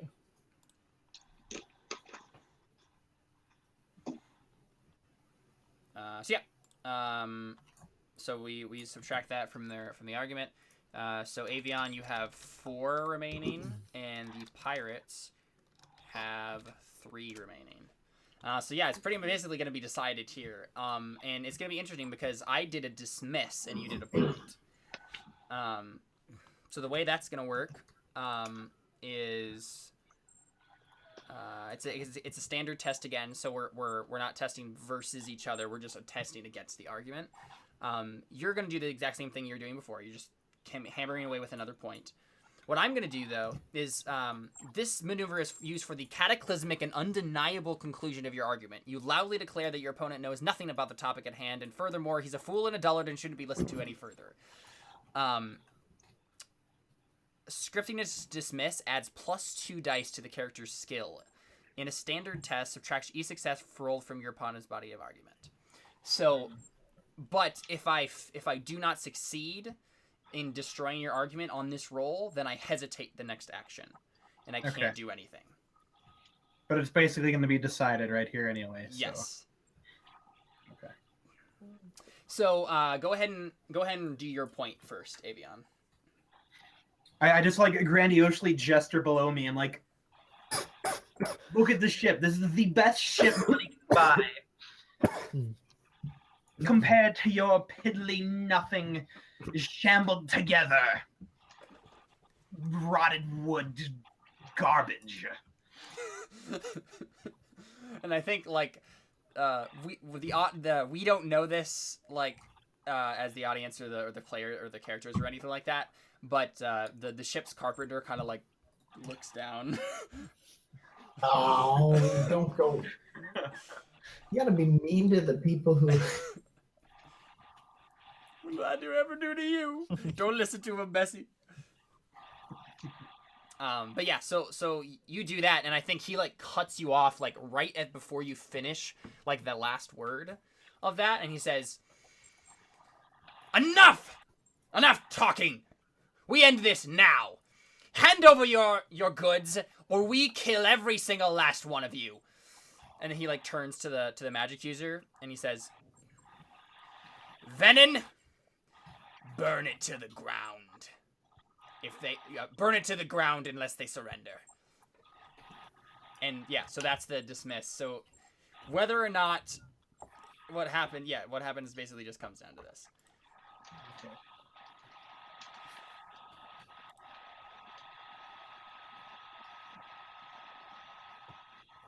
I mean, what if we just gave them a share of the gold to leave us alone? Never surrender. They need someone to sell it to. Like, a lot of it's not going to be very valuable unless they could sell it in port. We could offer that. Or we could get all of it. Because we can totally win this. I mean, yeah, but last resort options. Oh, well, we're not talking about last resort options. Why plan for the worst when we're the best? Oh, am I able to use my reputation as dice, Caleb? What? Am I able to use my reputation as dice? Not for skills. Nope, not for skill rolls. That's for like resources or not resources, circles. Okay. All right, so this is his roll. Or I'm sorry, that wasn't his roll. Disregard that. Thank goodness. I needed to add more dice. Oh. That's his roll. What? Garbage. Okay. Oh, time to metagame. So just like to point out that the only way to win unconditionally in a Duel of Wits, like you get what your term was unconditionally, is if your body of argument was not touched. And so it is impossible, like this is a compromise, like this will be a compromise. They will not get all of your stuff. Like you don't have to worry about that. That only happens if their argument is completely untouched. So, but like what the margin is here will decide like how big the compromise is and on whose side it favors and stuff like that. Okay, so I have oratory. So what else? What are you people going to add? I can throw in some persuasion. Okay. I'm Offer gonna them add a free meal. If they leave us alone. Trevor, you can appraise the ships. Appraise the ships. I Do I mean, need to make yeah, that's true. What Okay, would you say? This is another round now? No. Never mind. Oh, Never mind. Are you sure? No, but Connor cut me off, so No, I go need ahead. a minute. Oh, sorry. Okay. So I just roll my persuasion to add on top of his oratory. No, you're just No? helping. So you count this as a test towards against the 6. Okay. So it's as if you're rolling your dice against that 6. So it's probably a challenge then for me. so are we all? Can we help with multiple skills then, or do we only get to? No, pick yeah, one? you can help. I mean, it's Oh, really? well, okay. So it's once per volley. Like you can only help with one skill right now. Like you could. Yeah. Sorry. Yeah, okay. Yeah. That's what I meant. Sorry. Gotcha. Yeah, I thought you meant like between volleys and stuff, but yeah, no. It's the same rules as normal helping with any other skill roll. It's just one skill you're helping with. Connor, are you gonna help with something? You already did, already. Oh, okay, I didn't hear you. And then my wife's intimidation. Wait, you're adding So Connor, would you're adding corruption to this one as well? Oh, I thought this was the same one. That's Nope, what I just asked you. this is the last one. This is This is the third. I'm gonna do poisonous platitudes for this one. Okay, so what does that look like? I mean, I basically just mock them. Okay. So do I get 2 from Connor then? No, just 1. Oh, okay. Crap. I forgot where I was at. Okay, 1, 2, 3, 4. I'm gonna add my wife's intimidation, extortion. Can my falconry carry over? No. Okay. What about haggling? What are you using that with? Like what's I don't know. I'm haggling for our lives right now. But okay, so maybe like after the he says burn it to the ground, you're like wait. If you like, and then you just start like haggling. Yeah. Okay. Okay. So. Oh, well, if he's gonna haggle, then I can fork in accounting, or I can help him with accounting as far as. Okay, yeah. So he starts like offering is like, all right, you can offer take this much, and yeah, sure. So what can I do with hatred? You can. What can you do? well, let's see. I spending a kind of want to persona help with point at something that I 7 right don't now. have a test for.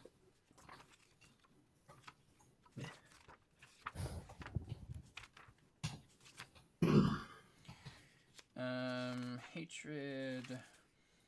Once per session, you may test his hatred in place of any stat or skill, so long as the intent of the test involves destruction, corruption, or cowardice. So their cowardice. So long as as the intent of the test. Well, yeah, I mean it involves like making them run. So I can spend a fate point to add a die here. No, that wouldn't be a fate point. You would you just do it.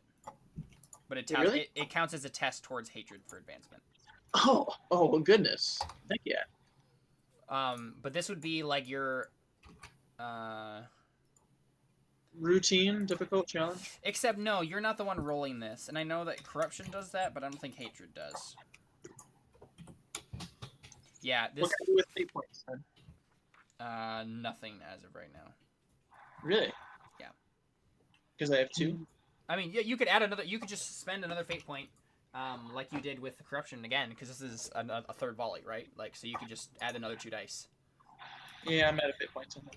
Oh no, never mind. I'm not. You could just add another 2 dice. He just keeps whispering that you could just. Oh yeah, Connor, do it. Add another 2 dice. Then we'll be at 9. I think I just forgot to take off that fate point though. I spent 2 fate points at the beginning, right? Yeah. No, but I was doing falsehood on that, correct? On what? Remember at the beginning I was doing falsehood to. So I did it on the wrong character sheet.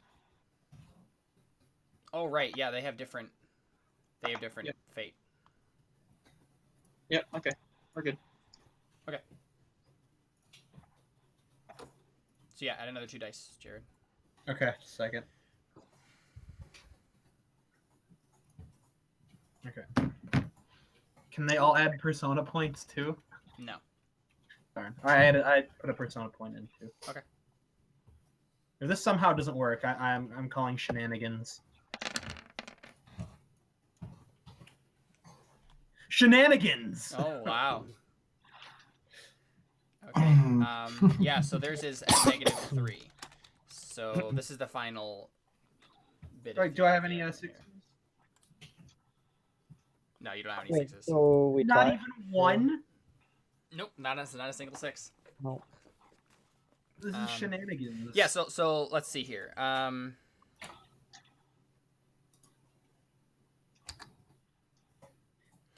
duel of wits.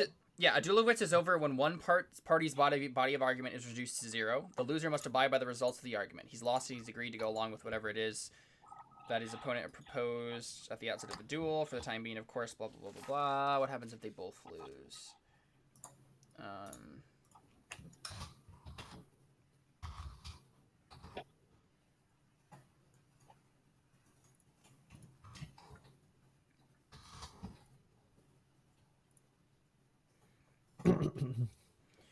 If both arguments are reduced to 0 in the same volley, the duel is a tie. Neither party is in a position to leverage a victory. 2 options are available. The characters can part ways and agree to take up the argument at another time. Yes. No. Or they can agree to a compromise. So yeah, you agree to a compromise. So the first rule of a compromise resulting from a tie is neither party can achieve the terms he sought at the outset of the duel. So neither of those terms will happen. Both parties must agree to a point that sits squarely in the middle. It is best for each side to set forth a new offer, one more generous to their opponent than the original, and if possible, have a neutral party offer a third middle ground offer. The players then choose the appropriate one and move on. So, Avion, what would be your counter offer here for a compromise that's in the middle of the 2 terms? Okay, so I yell, okay, I have a compromise. So neither of us have to die. How about you and your associates join my clamorgate? What's that word? I don't know what word you're trying to reference. No, well, how about we just give them a Conglomerate, right? Conglomerate, yeah, conglomerate of. I don't even know what I'm saying anymore. You're so focused on that word. Yeah. How about you and your associates join our venture, and I'm a pretty spectacular businessman if I do say so myself. And why would you want to join the one of the most successful businesses in the in the world? I dare say. Do you want to permanently work with these people? Oh yeah. Just give them some money so they leave. Twice as much as you're able to sell it for, if not even more. Okay, and I think their counteroffer is with the compromise is, how about we just take half of the goods you have on board and one of those and that velociraptor that I see right there, so that we can sell them for a hefty price, and you can go on your way and do whatever it is you want to do with the rest of your life. He didn't like my offer? I mean, those are the offers on the table, right? Oh. If someone else besides Avion or the pirate wants to offer another thing, can I offer them to join me?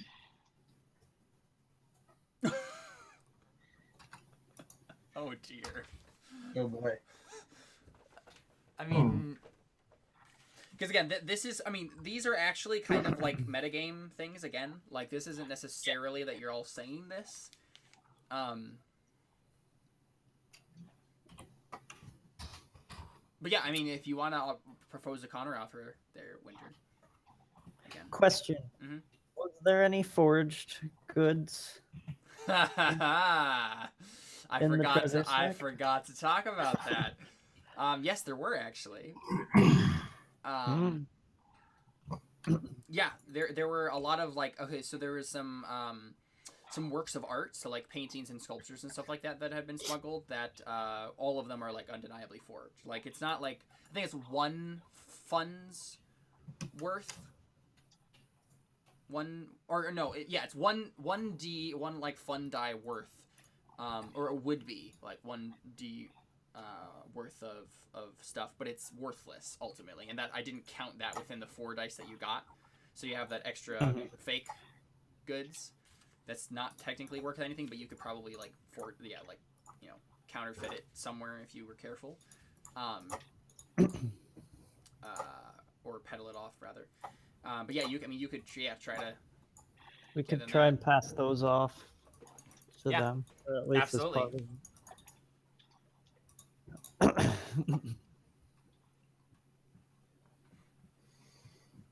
that what you offer forth then, Cadmail? Yes, yeah.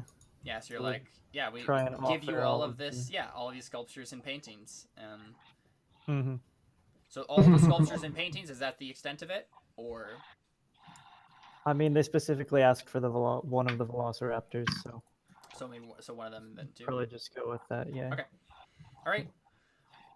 Yeah, I mean, let's all vote on it, right? Like, so we have those 3 offers on the table. Which one do you think is the most logical for like both parties to agree with in this situation, That they all join me. character-wise? Well, Are you beneficial for us or beneficial for them? No, Like, no. what's What the- do you think would be the most logical character thing that would happen here, like in the narrative? Probably them getting the forged goods Mhm. would seem to be the most logical. Yeah, I'm down with that. It depends on whether or not they know about Jared's reputation, though. I mean, Jared doesn't have a reputation for selling forged goods. What? No, about them wanting to join. Oh, right, and wanted to join you. I'd say it depends on whether or not they actually think he's awesome. What do you actually have as a reputation, Avion? Like, what? How many dice is it? Their reputation, 2 dice for 70 businessmen. 2 dice. Okay, I mean that's pretty good. So I mean, let's legitimately just take a vote here, right? Like, who thinks that Avion's initial offer of the business, like the join our enterprise, and you will get a share of the goods. How many of you think that would be the logical place for the narrative to go at this point?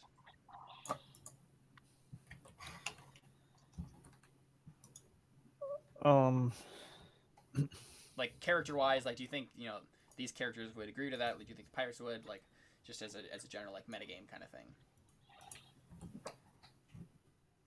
Oh, I would say no. I don't think the pirates would just willingly join with their victims. Right. Yeah, I don't think they would either. As far as yeah. Okay. Who thinks that that the pirates' offer of give us half your treasure and the velociraptor? Do you think that would be what you want to happen? I mean, if I can pass off the fake goods as Yeah. Okay. I mean, yeah. Let's just go with the that. half Let's that just. they're looking at, yeah. That seems like the one that we want to do. So that's the third one. I think there's probably gonna be some sort of role there involved to like try to pass that off to them. Because again, like just because you got the compromise doesn't mean that it just necessarily like happens that way exactly. Like because there is a possibility that they can Haggling, figure out. Jared. Yeah. So like that's the terms that are agreed upon. Is okay. We will give you these priceless paintings and sculptures that you can peddle somewhere, and this velociraptor, as long as you leave us alone. Oh, not the velociraptor, I don't think. I think we throw in extra forged goods. You don't have any extra forged goods. You were gonna give them all the forged goods. I mean, why would we give them a velociraptor? Could I? Trying to think. Could I like forge a writ of? No. Well, no. I don't know. Trying to think if they're like some document I could forge that could say that these were legally obtained and therefore they can trade them. Because that would increase the value of what they get because they wouldn't have to smuggle them off to some cove. They could get full price in exchange for keeping the second velociraptor. Yeah. Yeah, and you could probably try to do that. I think they just agree to that counter offer. I think they're like, yeah, like that is a legitimate thing. Like, thank you for doing that. No problem. So yeah, I mean, go ahead and make a forgery roll, right? Like, let's see how well this forgery is, or if we're gonna hear about the the pirates who got arrested because they tried to sell forged goods. Would it be right or forgery or both, or how would that work? It would be forgery, but you could fork and write. Gotcha. So my question here is, what is your intent? Are you trying to forge something that would fool the pirates but not fool the court authorities? Yeah, Cadmiel would probably do that. Yeah. So I think that's an ob4. I think it's an ob4 test. An ob4 test. I'll check, make sure, but I think it's an ob4.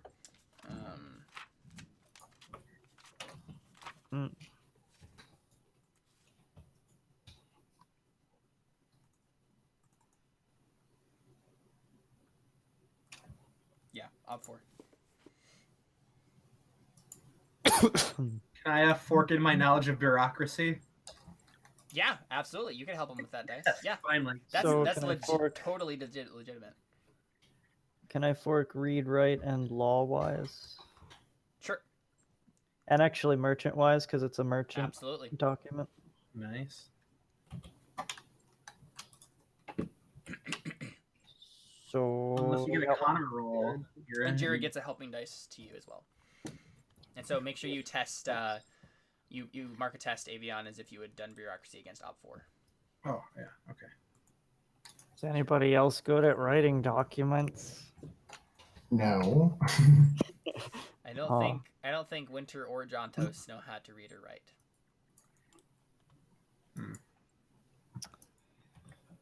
All right.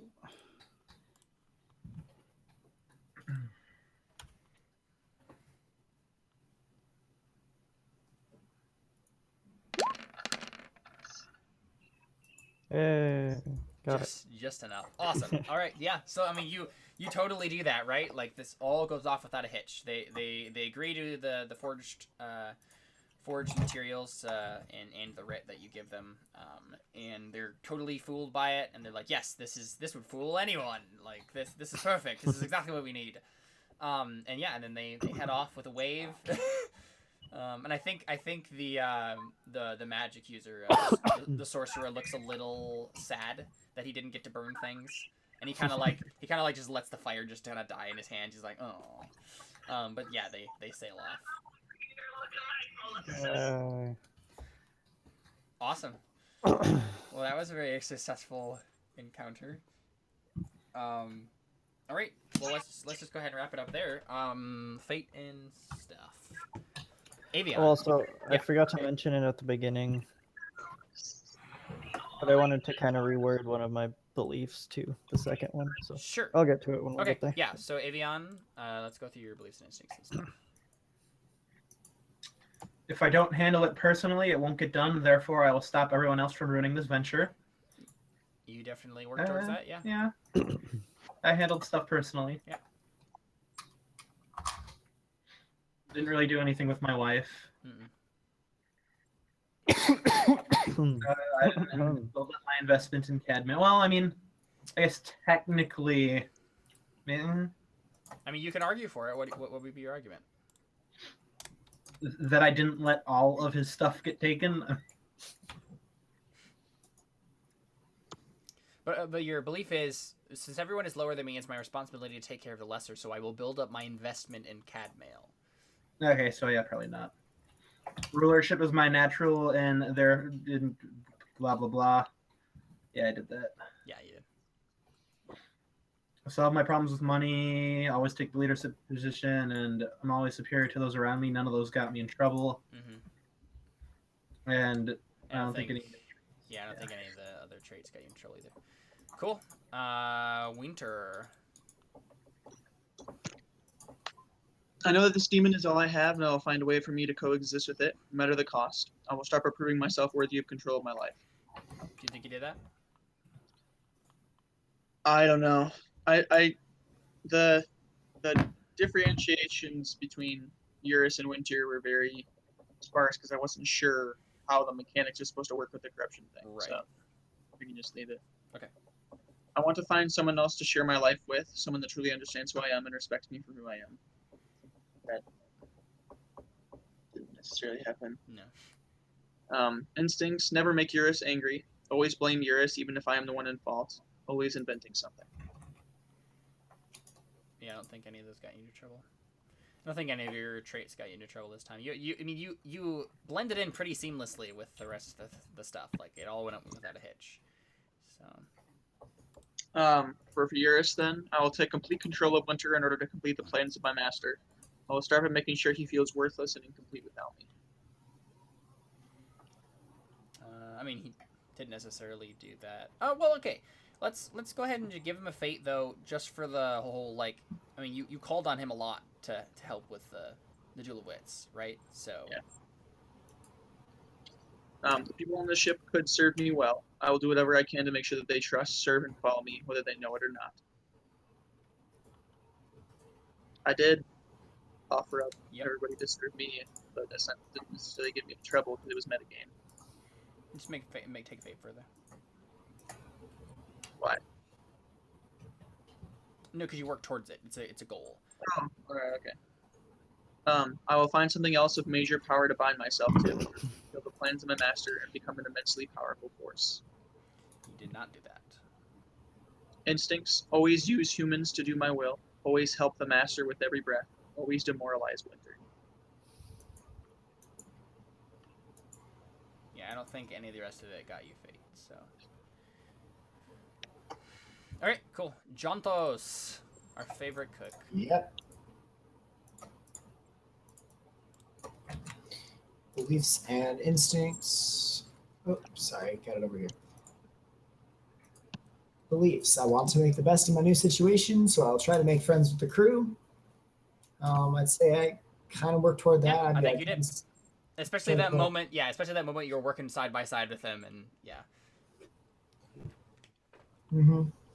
I have been unhappy, and I don't want others to feel that way. Therefore, I will cheer others up with my wonderful stories. You didn't tell a story.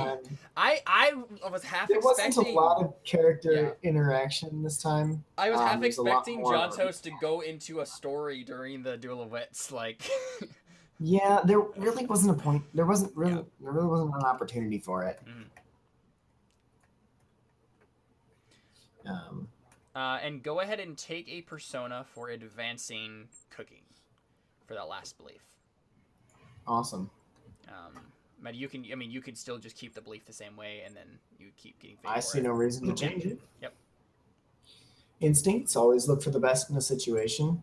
Again, I didn't do much role playing this time around. Mm-hmm.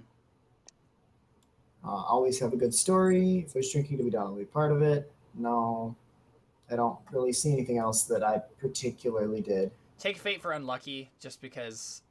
I mean, Pirates. It should have. Yeah, well, pirates, and then like you should have gotten the cooking roll right. Like everything should have been fine, right? Like, and then. Yeah. All right, cool. Cadmail Rossos. Take a persona for that first belief, because you brought them to the Smuggler's Cove. Oh, hurrah. Yes. So I'll make sure the venture succeeds. I'll start by bringing us to the cove. Yeah. The second one is the one I wanted to reword a bit. Okay. So instead of I want to build a positive reputation, I'll start by gaining the respect of the crew. Change it to I rebel against my race's primitive reputation. Wherever I can, I will prove that I am useful and civilized. Okay. Yeah. Not bad. Okay. And then I'm trying to think. Did you do that specifically? Though, like try to prove that you were useful and civilized.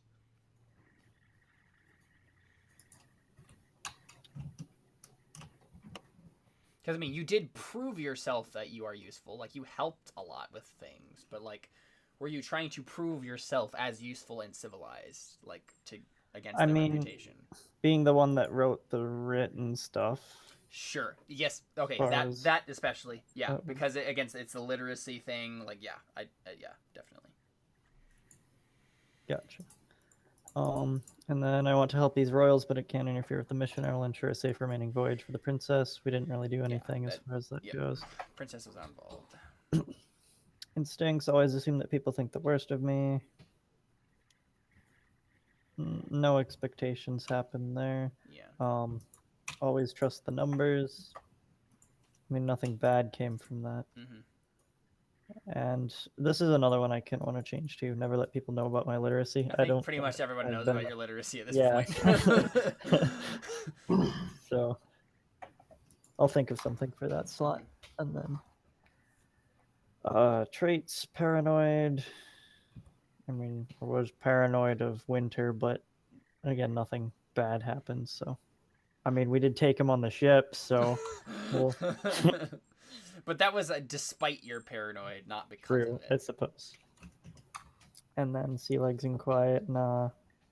And no one's really been racially profiling me, so. Yeah. I mean, you're paying them, so. All right, cool. All right, that's Awesome. it then. That was fun. I'm glad we got to use the dual wits mechanics. It's especially fun to do that. I found like listening to Burning Wheel games when you have two players who will have an argument against each other. Because then the players will take sides and like battle it out and stuff like that, and that can be really fun. So I'm looking forward to winter involving some sort of duel of wits there as we get further on here. So yeah, looks like that's it. That was episode 4. Your Raging Winds. Should be doing it next Monday as well. But we'll see how things go. So thanks for playing, guys. This was fun. Or Yeah. or was it? Okay. Yeah, no, it Yeah, was. Okay. There's just dead air. All right. Well, yeah. Thanks for watching. Those who did. There's still that one person who just always was watching. I don't know. It's just one person. I really think it's just your monitoring account. It's not though, because it never counts that. Like there's been plenty of times where I've streamed and it's been offline. Like it just says there's no one, and I'm still just watching it in the dashboard because it's the dashboard. Like I'm not watching it in the regular window that people would watch it in. It's the dashboard, and I have chat window and stuff like that. So yeah, I don't know. Someone watching, but yeah. Thanks for playing. Thanks for watching. It's a great day. Year of Waged Rinse. It's a great time. Jared, what are you drawing? Where? On the top there, all the yellow? Oh, I was scribbling. And on that note, good night.